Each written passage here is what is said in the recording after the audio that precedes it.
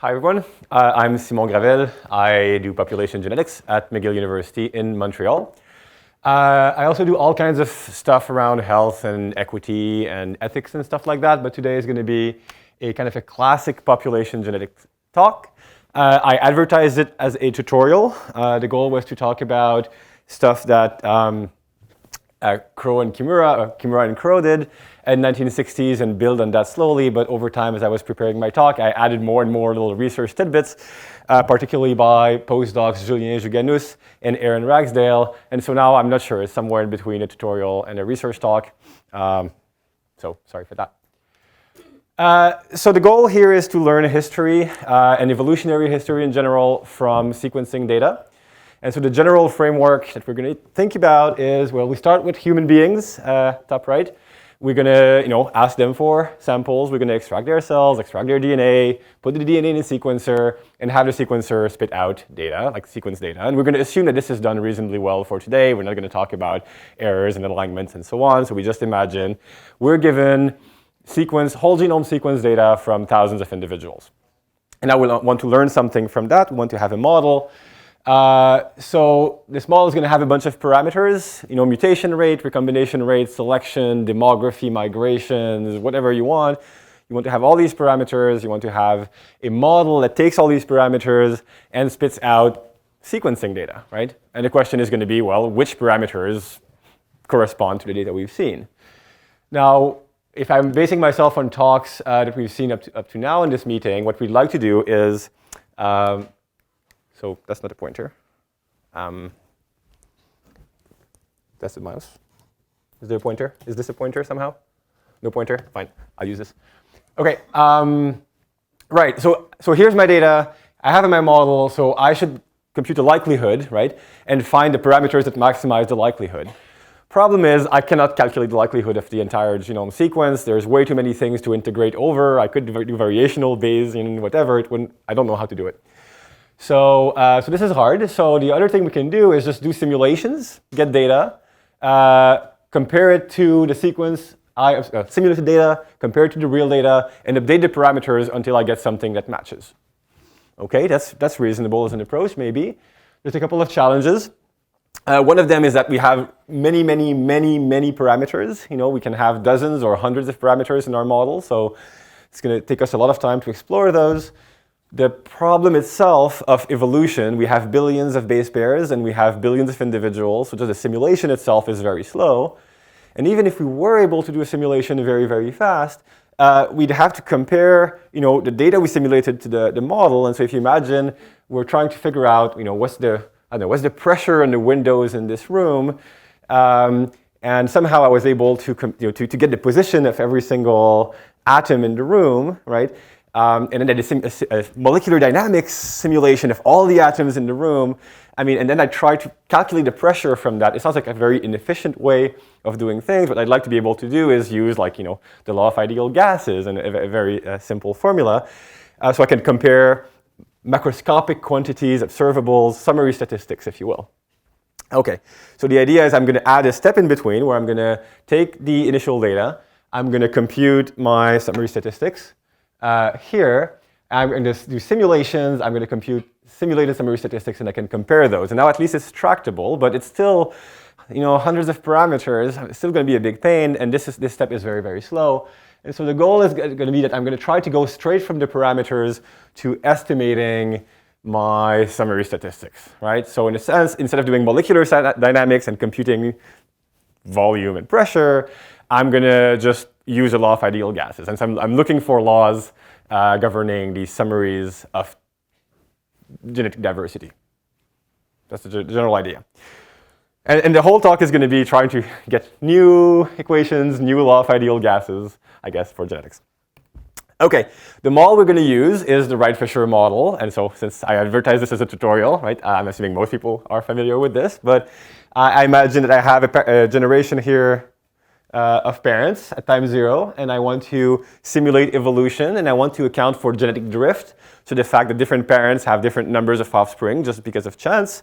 So I'm going to assume that each offspring picks a parent at random from the previous generation, which is just a way of ensuring that I can specify the number of offspring, which is numerically convenient.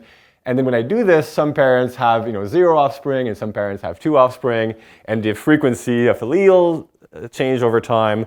And you can get pictures like that, which I'm sure you can find in this tutorial, in the Big Bio tutorial, if you haven't seen these figures before. But essentially, we can model genetic drift, and it's great. OK, so that's the first part, how people reproduce. And the next step, we have to add a couple of little declarations on this to account for the fact that we're diploid individuals and we have recombination. And so we essentially have the same model. But now an offspring is going to draw 2 parents, but each parent is going to transmit 1 chromosome by copying from their own 2 parental chromosome with some kind of a random walk. That's the model. That's it. That's all we need to know about the model. I could write this down. The genome is a sequence of letters. I add in mutations and discrete generations, and I choose my mating pairs at random. I might have multiple populations that prefer to mate with each other. I have reproduction. That's my entire model, okay? But simulating this is very costly, of course, so I won't want to simulate the whole thing. So the starting point is going to be a paper by Kimura and Crow in 1964 that made this very elegant observation. Suppose that I want to know what's the probability that 2 alleles drawn at random from the population are different from each other, right? I can just condition on the alleles of their parents. So for example, here, I have the parents on the left, and in this case, the offspring had the same parent, in which case, unless there is mutation, they will have the same allele. They won't be different. And this happens, in this model, if n is the population size, this happened with probability 1 over 2n, because we have diploid individuals. I'm not going to go into detailed explanations, but this is it's very low probability of drawing the same ancestor. If you don't draw the same ancestor, then the probability of the 2 alleles being different is going to be the probability that their parents were different, right? So it just propagates across generations like this. So if I want to write down an equation 1 of population genetics in a sense, the probability that the alleles at of the offspring are different is the probability that they drew different parents times the probability that their parents were different. So that's a very, very simple equation. It's kind of magical if you think about it, right? Because you have a very complex model, you have millions of individuals and recombination and everything, and you can write this expectation. You don't need to care about other loci if everything is neutral, and you don't need to care about the millions of individuals in your population. You just do this recursion. And you've probably all seen this equation at some point, even if you don't remember it, because what you can do then is you can say, well, what happens at equilibrium, right? What if I wait a long enough time in a constant size population such that things don't change anymore? Well, I guess you can just solve this in your head, right? I mean, essentially, this will decrease every generation by a constant factor, and it's going to go down to 0, and we don't have any diversity left.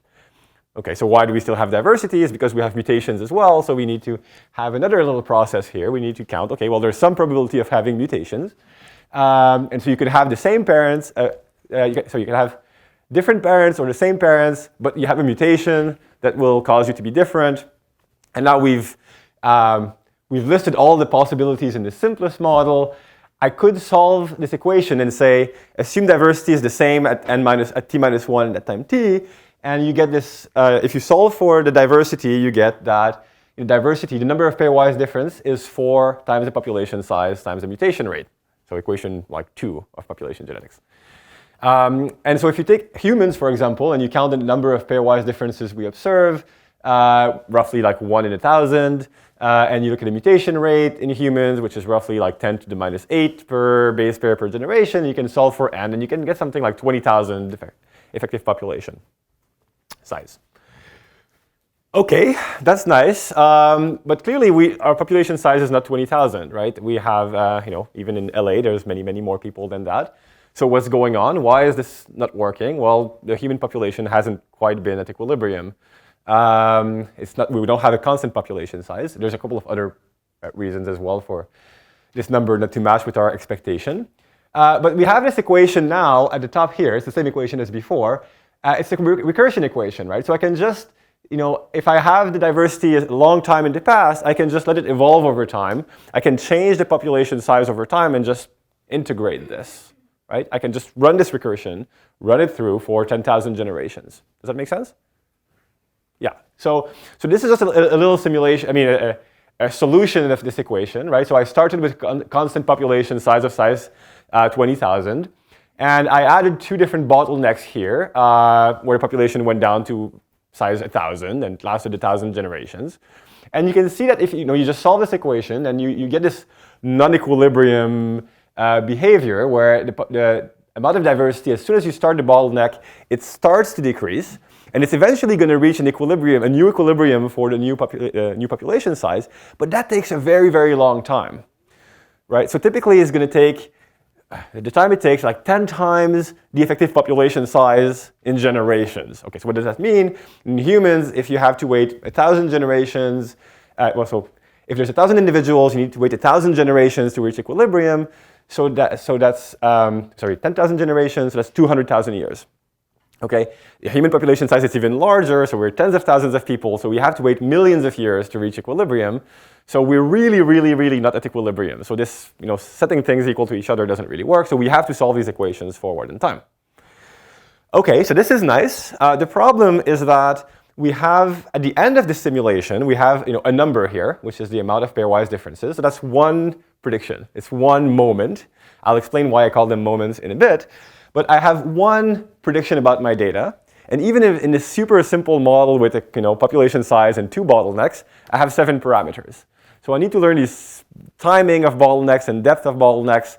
I have 7 of them in this simple model, and I have one parameter to learn them. It's not going to work. I don't have enough information. So I'm going to need to go hunting for more summaries of the data that can compute efficiently. Okay. So, well, the first thing we can do is we can look at multiple populations, right? So we don't have just one isolated population. We can look at around the world, and we can sequence data in multiple populations. And so these here, and sorry for the resolution, so these are the number of pairwise difference among individuals of West African ancestry, the Yoruba, some individuals of Asian ancestry, the Chinese from Beijing, and some individuals of European ancestry in the US, like the CEUs. Okay, and so you have some differences in the number of pairwise differences. And now I have 3 parameters, so it's not going to help me so much. But I can also look at the number of differences between populations by comparing, say, Europeans to Asians, for example, and looking at the number of differences. And I get other numbers like that. And if I have 3 populations, I now have 6 parameters. 6 parameters. And I have to write a model now. It's going to be a bit more complicated. So I might have an ancient population that splits into, in this case, the ancestors of the Yoruba and the Eurasians and bottlenecks and other bottlenecks and migrations and growth. So I have now 6 parameters. Okay, so I went ahead of myself. There's a new effect here I'll need to consider in my model. I have migrations. I just need to account of how migrations will affect my amount of diversity. But we can play the same games that Kimura and Crow were suggesting. So if I want to know how likely I am to have 2 different alleles at generation 1, I can add one more term from before, which is the likelihood that they draw their ancestors from different populations and that their ancestors are different. So I just add one more term to my recursion. Same as before, I now have 6 terms, 6 pairwise diversities, and I write the recursion for those. My M here is a matrix. It's a 6 by 6 matrix. It's sparse.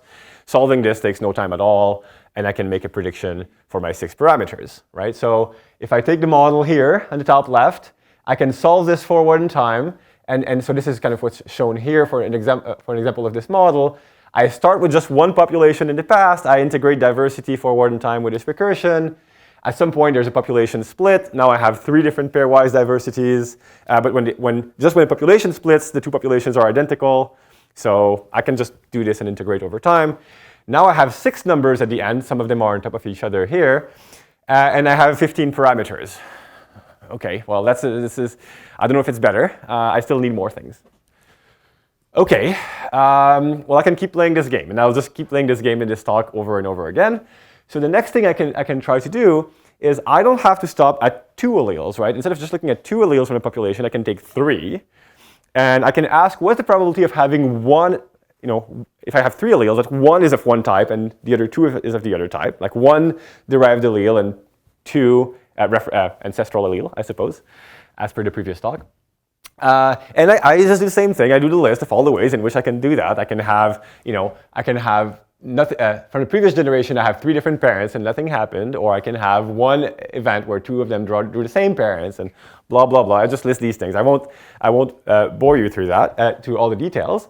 And in the end, I get to recursion, which is the number of fixed ancestral alleles, singletons, doubletons, and fixed derived alleles. I have a recursion equation for that. Somehow, even this equation, I don't think people had looked at before. And I think part of the reason is that it's a horrible pain if you have to do this by hand, because there's just so many terms that you have to add up. If you don't want to forget, if you forget one term, everything is going to blow up and never simplify, and it's going to be gross. So Kimura and Crow didn't do that because they didn't have Mathematica. But we have Mathematica, so we can just tell, like, here's how drift works, here's how all these things work, and then it gives us these recursion equations. It's very, very easy, and then we can solve those. We can do the same thing now. You can get a general picture. Now I'm going to add more populations. And I'm going to get the general recursion equation for the entire distribution of allele frequencies, right? So I can ask, okay, how many variants should I find that I'm going to find in 1 out of 10 samples in one population, and 6 out of 10 samples in the other populations, and 4 out of 8 samples in the other populations? I can just compute this with this recursion very, very fast.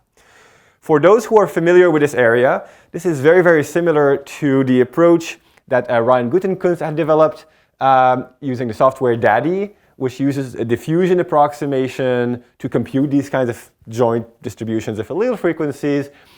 People who are not familiar with this, don't worry about this. It's just for a connection for people who are familiar with this.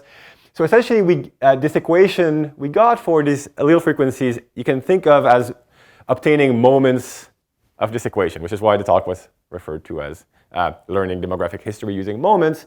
But if you don't care about that, you can just think of them as summary statistics, and we have equations for these particular summary statistics.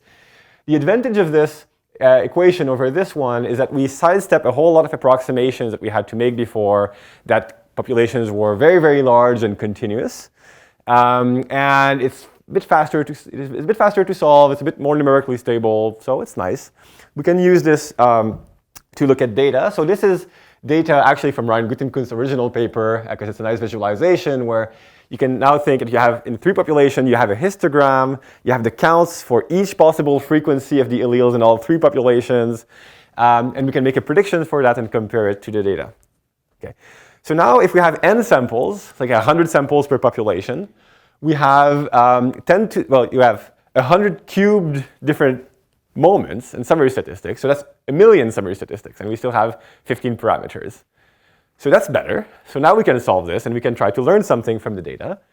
And I won't go through very much detail, because that's what's already published. But we revisited this out of Africa model, and because we were able to do this a bit faster, we were able to include more populations in the model and look at the effect of which population you took in particular. If you swap all the European populations, it doesn't change anything. And if you swap the Asian population, you get the same model. But if you, as kind of expected, if you change the African population, you get different results, because the history in Africa is more interesting.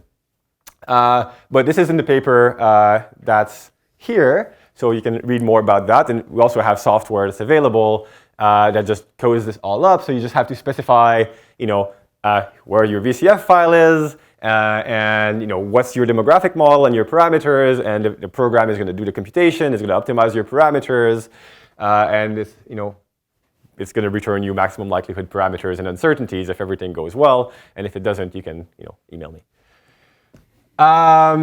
Okay, so that's the first part. But the really fun part that I want to talk about today is how you include linkage disequilibrium in the picture and 2 locus statistics.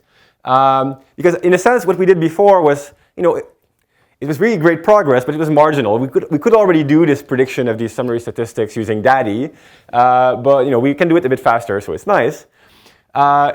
Here this is something we couldn't do before. So for those who are not familiar, like linkage disequilibrium, right, is the covariance between the allele state at different positions along the genome, right? So because we inherit genomes from our parents in blocks, we have correlations along the genome. And the amount of correlation that we find between alleles at different loci will depend on the history of the population. And so we want to try to leverage this to learn about history. So this is just a figure, again, from Ryan's article, showing the decay of correlation in 3 different populations from African, European, and Asian ancestry. And the solid black lines are data, and the blue lines are from simulations. And so at the time that Ryan wrote this paper, the only thing you could do to try to compare the model to the data was to do large numbers of simulations, which are in the back, and try to average them and wait until you have something that works well, which is difficult and slow. Okay, and so, well, of course we're going to try to play the same game again. So I've already told you, you just have to, just count the number of different things that can happen. So I'm going to do the same thing as I did before, but with two loci, right? So now imagine I have two loci on left, so one left locus, the right locus, and I have the ancestral allele in blue and the derived allele in red.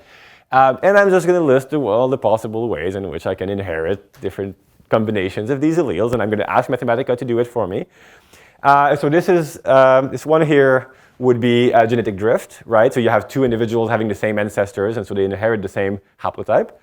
In this situation, now it's a bit more complicated. You need to have recombination. So you have this individual inherited from this parent, and this haplotype inherited through recombination from the parental haplotypes. Does that make sense? So, okay, so that's fine. But this is already very scary for me because now to know the state of two haplotypes, I need to know the state of three haplotypes in the parental generations.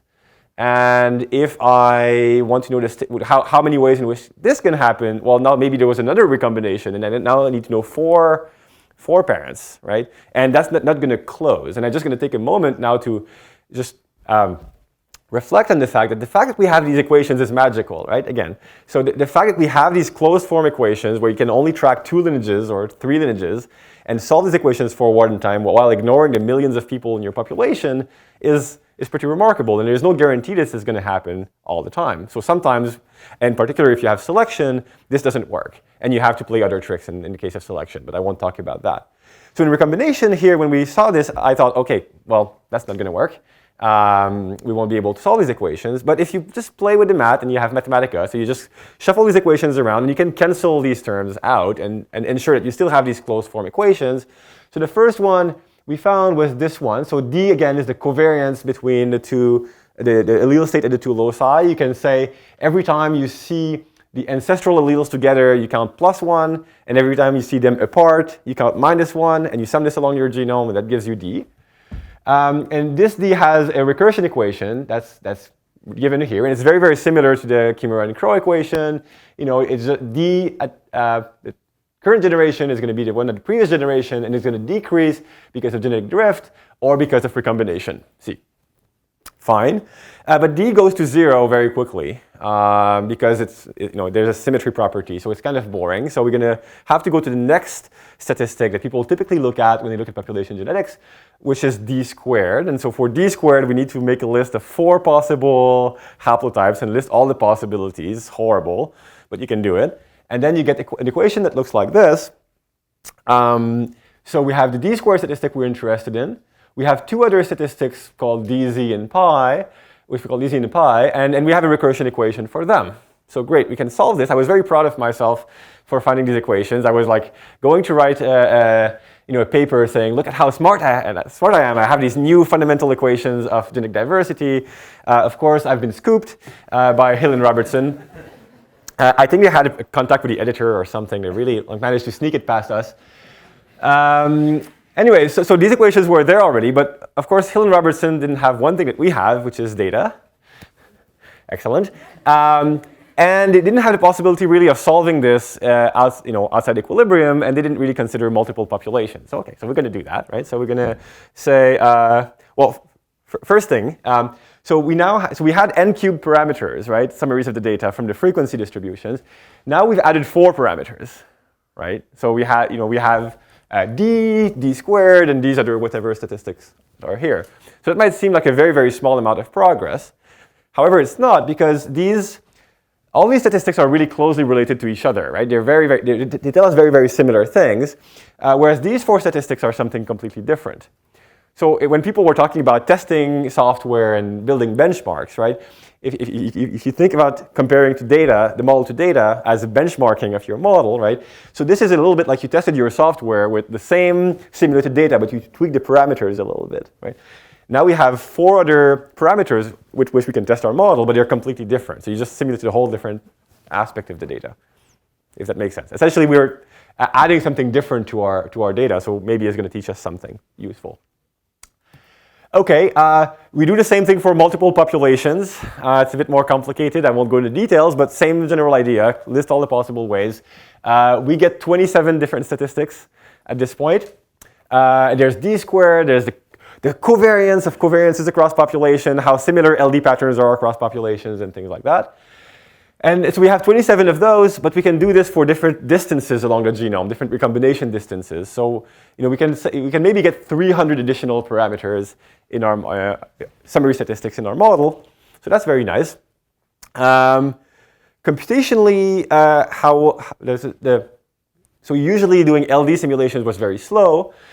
So in this kind of a model here, where we have 4 populations, doing the one locus simulation that I described before takes about 15 minutes. Okay, so it's doable. It's not too bad. So how much time does the 2 locus system require?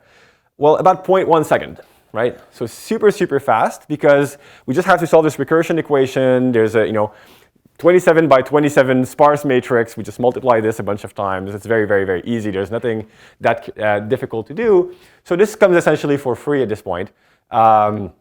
So let's try it, right? So now we have this whole family. We have millions of summary statistics. We can test them all at the same time for the same model and see how well we're doing.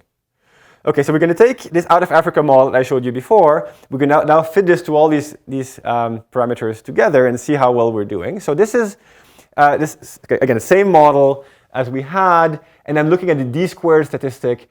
So here the dots, you can barely see them. The dots are data, right? So we measured d squared from the data in these 3 populations, and the lines are the predictions from the model. So that's pretty good, right? We do a pretty good fit with the data. There are error bars here that you can see even less. There's very, very small error bars because we're doing averages along the whole genome. So that works pretty well. So that's good. And now we have 27 statistics, right? So I could run you through all 27 statistics, and you'll see that most of them work pretty fine. They predict the data pretty well. Some of them are a little bit biased, like this one, but it's not too bad. It's biology. So we did this for all the statistics, and then there's one of them, which is this DZ statistic, that turns out to not agree at all. So the model and data don't seem to work, and this is not a small difference, right? Again, there are error bars here, so this is like a 20 sigma, error. And it's, in terms of the size of the effect, like it's a 10-fold difference between the observed data and the predicted data for this particular statistic that I don't know what it is. I mean, well, now I do, but I didn't know what it was when I started looking at this. Okay, so what is this DZ statistic? Well, there's a formula for it there. It's D, the covariance between the 2 alleles, times, this frequency term. So it's 1 minus 2 times the frequency of the left locus times 1 minus 2 times the frequency of the right locus. I mean, if you guys can intuit that by looking at it, I'll be very impressed. It took us a lot of time to understand what it means. But in the end, what it means is it's the amount of covariance between minor alleles. So the statistic is going to be positive if the minor alleles are in the same haplotype, and it's going to be negative if the minor alleles are in opposite haplotypes. That's what it is. That's what it measures, more or less. And funnily, I mean, I think it's interesting that Hill and Robertson actually introduced this statistic in 1968 on their way to computing d squared. It just comes up in the math, right? It's not that they had an intuition that this was going to be important. And I don't think that anybody ever bothered to look at what it is in the data. But it's a statistic of the data, so we can look at it. And of course, when we look at it, we find that it really breaks our models. Okay, so how are we going to fix this? Well, we tried a whole bunch of things. We tried all kinds of demographic variations and growth and bottlenecks and all these things, and that didn't work. And so, well, then we went back to, we started thinking a bit more carefully about ancient DNA and the models of ancient human history. And one of the things that we didn't have in our models that you might have noticed is that we didn't have all these contributions from Neanderthals and Denisovan humans that have been found to have intermixed with humans based on ancient DNA remains, right? So, so this is an example of a bone from the Neanderthal, the first bone from which DNA was extracted from a Denisova. And using this data, people have built models that now look more like something like this for the out of Africa model, where they have, okay, so they have Africans, Oceanians, Europeans, Americans, and Asians, and then we have Denisovans and Neanderthals, and there's all kinds of migration arrows between these things. And so maybe that's what we were missing. Maybe we just forgot to include this, and maybe somehow the statistic is sensitive to that. So, well, let's add this to the model and see if we're doing better. So this was our previous fit. So this is just a subsample of these statistics that we can measure. So this is our problematic statistic here. So we add this Neanderthal and the Denisovan admixture, and we get something like this. Better, certainly a lot better, but it doesn't fix the problem completely. So, okay, well, but it does change the statistic, right? This statistic is sensitive to ancient population structure. So let's add more ancient population structure and see if we can fix this problem. So, so the simplest possible thing we could think of adding is a branch here within Africa, like an ancient population structure within Africa that also exchanged migrants with both the ancestral modern human population and maybe continue to do this with some populations in Africa after the out of Africa event. So we just add this, see whether we do better. And, well, okay, we do a lot better, right? This seems to solve this particular discrepancy. So for us, this is strong evidence of depopulation structure within humans. If we look at the amount of archaic admixture, of how much of the genome of present-day individuals derives from this putative ghost ancestral population, we found about 7%. Contribution to the Yoruba population, and about 1 or 2% to the out of Africa population, right? So the population structure pre-existed the out of Africa event, and there was also gene flow before that in this particular model. Is this model correct? I don't know. It's still a very simple model. Some of reassuring things. I mean, we're not the first people to propose our old ghost populations within Africa. There's a paper, Jeff Wall talked about this, and also a paper by Hammer in 2011 that talked about this. But all these, well, from my perspective, all these previous papers had to really work very hard, do lots of simulations, and try to combine different things, whereas in this case, we just have one simulation. It takes a couple of seconds, and then so it's very easy to play with these parameters. So now the next thing we can do is, instead of having this silly 3-population model, we're going to have a 27 population model with all the populations we can think of and try to really resolve these things more carefully. There's also a preprint by Sriram, who I don't know if he's in this room, but he's certainly in this meeting, that found a similar signal using a completely different approach, using machine learning and so on. So people are finding from different approaches results that are reasonably consistent, but still a vast oversimplification. So we'll have to revisit this and improve it over time. In conclusion, I guess, well, there's lots of blah blah, but so we have a single model that can predict a whole lot of aspects of genetic diversity. It's really, really convenient to do this. We don't have to, have a different software to simulate different parts of genetic diversity, which is super impractical. And this model can incorporate, recombination, selection, mutation, migration, all the things. Not all the things, but a lot of things that go into standard population genetics models. So it's super nice. It gives very clean, in a sense, it's very clean evidence because, you just test all these large number of different summary statistics. And, if your model is not good, I mean, it's very possible one of these statistics is going to be completely broken. And you would never have, I would never have known before using the methods that I was familiar with. And in particular, so the one thing that's important for the statistical genetic side of things is that in African populations in particular, you're going to find many, many more rare alleles on the same haplotypes than you would predict under the standard models of human evolution. And so if you're looking at the burden test or at compensatory mutation kind of things, the patterns are going to be completely different, and you have to take into account the ancient population structure. Otherwise, you're going to get your patterns all wrong. I'm going to quickly thank again, particularly Aaron Ragsdale, who's a completely outstanding postdoc who did most of this work, and Julien Juganus as well, another postdoc who did the allele frequency distribution thing, and other people in the lab, funding, participants, and as everyone here, I would like to say that we're hiring. Beautiful Montreal, which, as you can see, has beautiful weather, and we do all kinds of nice applications of PubGen and math and history and ethics. No. So thanks, everyone.